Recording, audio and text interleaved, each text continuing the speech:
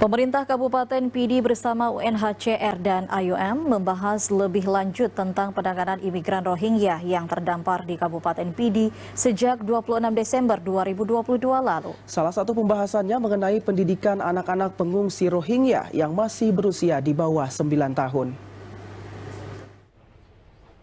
Pemerintah Kabupaten Pidi bersama UNHCR dan IOM membahas terkait penanganan lebih lanjut pengungsi Rohingya.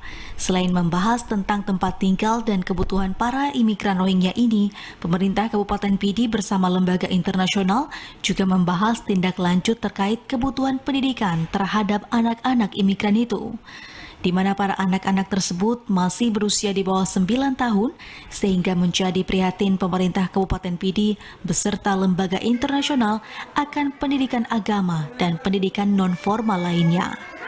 Sementara itu, representatif UNHCR Indonesia, Anne Maiman, menyebutkan para imigran yang terdampar tersebut sudah ditangani dengan baik oleh pemerintah Kabupaten Pidi. Namun saat ini yang perlu dibahas terkait pendidikan terhadap anak-anak para imigran.